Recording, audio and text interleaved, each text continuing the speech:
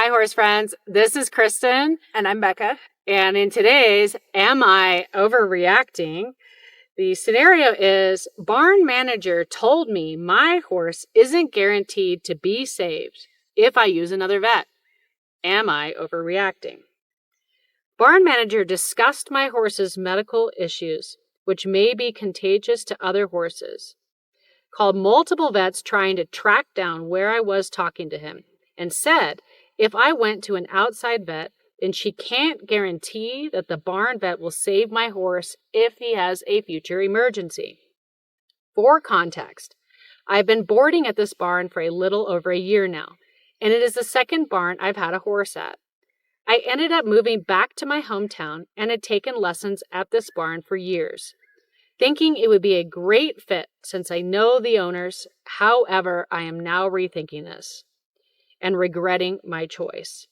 The barn manager has openly told everyone who boards that they will always prioritize lessons over boarding. I understand that to some degree, but when there are multiple days in a row when lessons are scheduled from 9 a.m. to 7 p.m. and there is nowhere to work my horse, I start to get upset, especially since there are roughly 20 or so horses that board in total. This barn manager also has a history of being pushy and notoriously being very controlling of the boarding horses. She will often skip out on hay portions, turnout times, and when you can even ride your horse, etc. So back to the current events. On Monday, I went out to the barn to work my horse. After letting him run free around the arena a bit, I noticed a lump hanging down under his breast. I took a picture of it and called a vet tech friend who suggested having the barn manager come down and check it out. Manager lives on the property about a 2-minute walk to the barn to see what it looks like in person. I called the barn manager and requested she come down and look, but she initially cut me off and said she would look at it a later time while doing barn checks, and that she would discuss it with me at the farrier appointment tomorrow.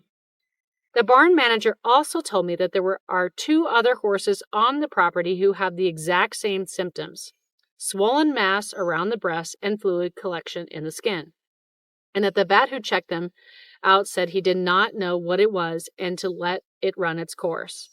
Although I wasn't thrilled with her response, I do understand that I was asking for a favor and my horse was not showing any emergency symptoms. I went to the farrier appointment the next day, and she was nowhere to be found.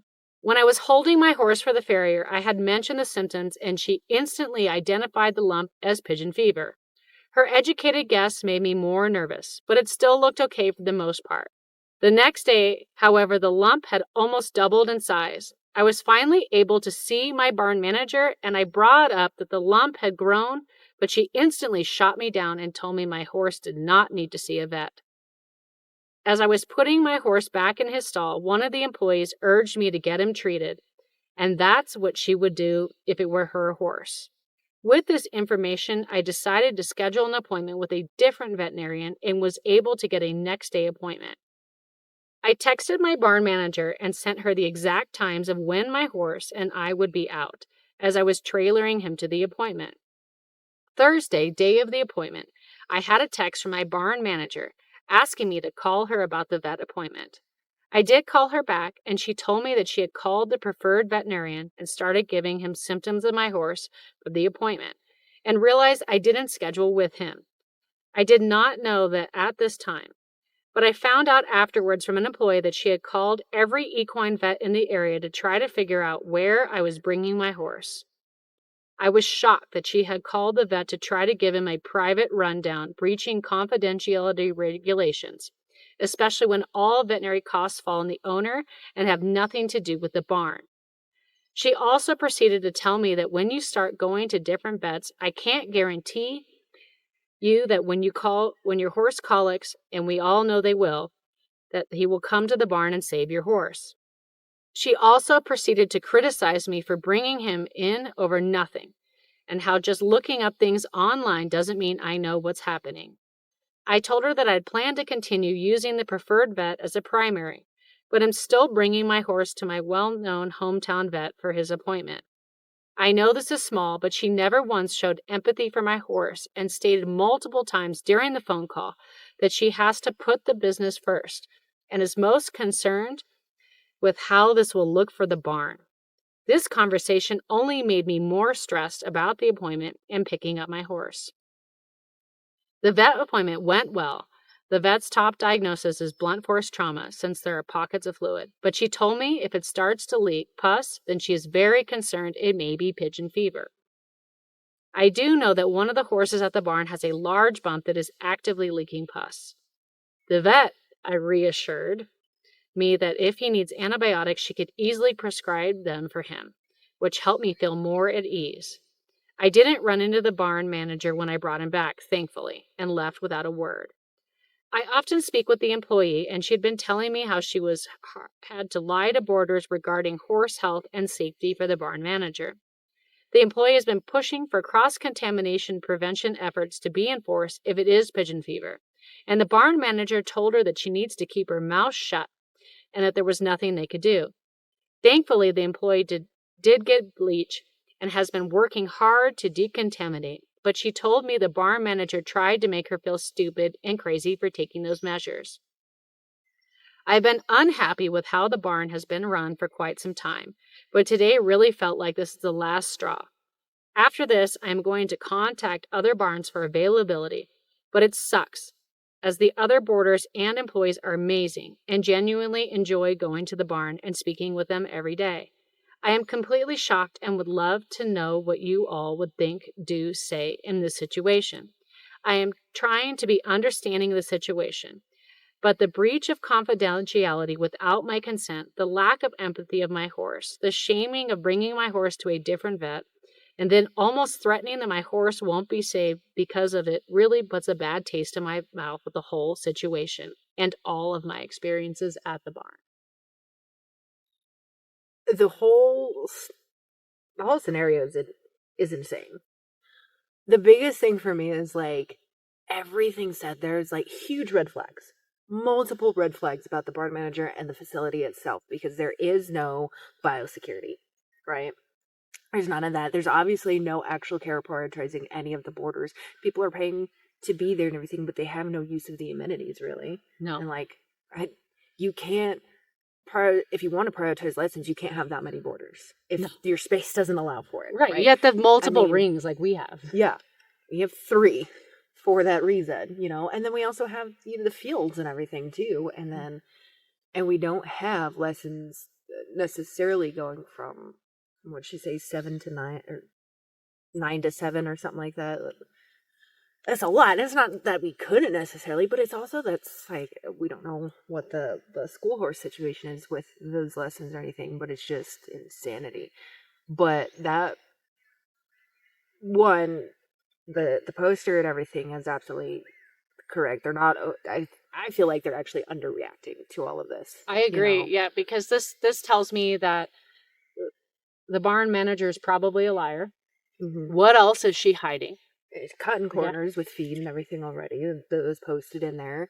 What else is she cutting corners on? What else is she not allowing others that they are paying for and not receiving, right? There's the amenities, there's the cutting corners in the feed.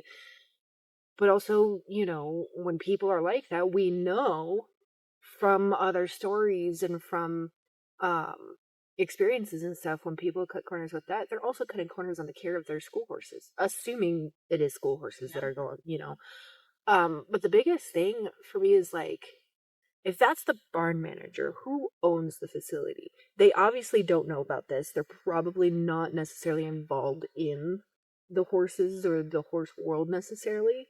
It seems like that's my that would be my perspective and my opinion, what it seems like. And the lack of education from the barn manager. I mean, pigeon fever is deadly. It shouldn't ever be something that they should be worried about the barn getting a bad reputation because it comes in from flies. It does. And you know what? If you're going to sacrifice the lives of horses, just realize you're going to have to bleep that out on YouTube. If you're going to sacrifice the health and safety of your horses and your boarders, your reputation is already trash. Yeah. It's already trash. And so at that point, it doesn't even matter anyways, because you're going to have other things happen. I mean, we've talked about it on our channel before when we had it happen. We had strangles come up, and we weren't the only barn in the area. It just kind of happened. But we were on top of that right away. We had it done, and it was done. It was over. We got the all clear, 45 days? Yeah. And there's some that are still dealing with it that had it around the same time that we did. Are there really? Mm-hmm. Oh my gosh. They're still struggling because they didn't take the biosecurity seriously, or they didn't get after boarders or people who didn't take it seriously. Bleach works, chlorhexidine, and if it is pigeon fever, like they're suspicioning, to me, 3 horses having blunt force trauma, that doesn't seem very likely to me. And the one that is actually oozing. Yeah, I mean, come on. Yeah, that was my first thought when they were saying the lump and everything. Like, oh, that sounds like pigeon fever. Yeah. You know. Yeah. But yeah, that barn manager needs to go. And I don't know, like, one, I don't know how old this post is or anything, too, but the employees, the other boarders, I mean, the only thing really saving that place seems to be that employee that's actually trying to some extent. The one that's willing to care. Yeah. Right? And that will only last until the straw breaks for them, that real straw. But that barn manager needs to go. And I don't know who can get in contact with the facility owners, but that would be something that I would do. Now, I don't know how much the other boarders know necessarily what's going on, but if I was paying board at a place and I couldn't use the arena indoor, outdoor, whatever it has, I would be miffed because that's one of the things that I'm paying for. Yes, I'm paying for the spot and the feed for my horse, but I'm also paying for the ability to be able to take it out and work it and ride it. And one of the other things, too, is it sounds like with the prioritizing of lessons that only the lesson rider can be in the arena. I'm wondering if they're doing group lessons or something, because it just seems weird to have, like, only one person riding. Here in the we arena have at a everybody time. going at the same time. Yeah, and then, talking about the veterinarian not going to see the horse in the emergency. I mean, what kind of... I didn't actually say the word. Beep! It's close. Beep! But yeah, no, that was the other thing. It's like, okay, I think that's just that's to me, that seems like the barn manager just trying to, like, showboat or, like, power trip. Because what vet would deny a horse because they were seen by another vet? My horses have been seen by, like, 3 or 4 different vets around the valley. Our horses... Vets are usually just happy that your horse is getting taken care of. Yeah. If they can't make it out, they're super stoked that somebody else could come and take a look and help. That just seems like, something be like, hey, vet, do you know this person is saying this about you? Like, is it really actually going to be the vet that you can't guarantee would see it, or you just wouldn't guarantee you would call? Yeah. Well, yeah. And this barn manager just is a scary person. Yeah, she seems I would very not scary. trust my horses with them. How do you have so much time to call every veterinary hospital around and figure out... What desire to?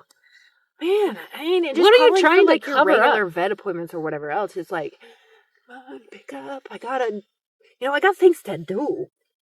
And when you're having lessons back to back from 9 to 7 or whatever it is and everything, how are you making all those calls? Like you said, who has the time for that? Who has the time for that? And I'm just happy when I have owners that care and that want to take care of their horse. I would kick out somebody for not doing that. Yeah, for not having the vet come out if we have a, contagious disease. And maybe it's because I do have personal experience with a client losing a horse from pigeon fever. The abscess went internal. For those of you that don't know a whole lot about pigeon fever, the abscesses can burst on the outside, which you really hope that they do, or they can go internally. There are several thought processes on how to handle pigeon fever treatment-wise, and that is up to you and your vet. But a vet should be involved. It really should. Yeah, 100%. Because especially, too, like, if it's not pigeon fever, it's not blunt force trauma or whatever, you don't know what it is and what it could potentially be. Like, if it's a lump and everything, there's cancer, there's other illnesses and bacteria and stuff that can happen, and it can just get worse. And there's so many things. And if it's a hematoma the size of what she's describing, too, that also should be looked at and ultrasounded. Make sure there's not an internal bleed somewhere that's serious. Location makes a difference, too, on where those things are found. You know, there's a lot, and we know horses. We know that they like to try to unalive themselves every chance they get. Yes, they're perpetual toddlers. So, padded cell scenario. But yeah, I agree with Becca. This lady is not being reactive enough. She sounds like a dream boarder, and she needs to get out of there. But if they do have pigeon fever, she shouldn't leave. Yeah, until it's cleared up. Yeah. Which that could take a minute if the barn manager isn't willing to put in the work. But that's the other thing. Like, if you stay in a place like that for the health and safety of wherever else you might be moving to and everything, take in consideration if the person that is managing it or whatever isn't the owner of the facility, track down the owner. Figure it out. Find out how to get in contact and make it known. And it's because if they care, if they're knowledgeable enough, right? Because there are people who own facilities and everything and has somebody deal with the horse stuff because they don't actually know and they just kind of want to have it, right? There's that around. But then there's the ones that have it, they let somebody run and lease it out, whatever else, and then they do their thing, but they're knowledgeable about horses, they're knowledgeable about running and everything. Either way, they need to know, because it is, and they need to understand. If they don't know the problems behind it, they need to know why it is a problem, what this barn manager doing, why it's a problem that they're cutting corners, why it's a problem that they're not taking biosecurity seriously. Even with horses not being sick, you want to take that serious. Well, yeah. And so, for example, when we've had pigeon fever here and we've had strangles, and I know that pigeon fever is transmittable with flies. So I made sure that all of my neighbors knew. All of my neighbors who had horses, because I wanted them to be able to be on top of it. This is not something you should hide. And if people are shaming people over diseases, that's a whole nother issue. We're a very clean barn. We get rid of our manure. We clean up. It's not a negligence thing. We also let our farriers and vets know. Like, particularly when we had strangles and everything, we didn't have farriers come in because they're all bringing their own tools and everything. And even with sanitization and different stuff, you cannot guarantee that you're not going to track something back with it until we have the all clear. And then the vets and all, we let them know. And we only had one particular vet and their helper sometimes coming out. And that was it. It was just that one. They had the same rig and stuff and everything that was with it. And that's all that came here when we had strangles, because again, it goes into that biosecurity. And when they're coming out to places or you're hauling in different stuff, they have, their isolation rooms and their areas where they have all that for that reason, especially with vets, because that barn manager should have been all over that barn telling everybody that we have a couple horses with lumps on their chest. We don't know what it is yet. You're allowed to say that because you don't. Until you have the pus and you sample the pus and you send it out and get a result, you truly don't know. But if it looks like something and acts like something, it probably is. Yeah. So you better get ahead of the biosecurity and not behind it, because you could be looking at weeks and months of dealing with this stuff if it goes from horse to horse to horse. Yep. So well, let us know your opinions down in the comments, and if we missed anything, because that was a good long story, and there was a lot to it. All the red flags. She had a lot to unpack. All the red flags and everything, and I'm curious to see if you guys agree if she's under or overreacting. I think she's underreacting. I think Me too. She should get a little bit pushier towards that barn manager, but I understand that not everybody has that within them. They're not great at confrontation or whatever, so it's not always a viable option, yet. But you get that way. Yes. Protect your horses. Yes. So thanks for joining us.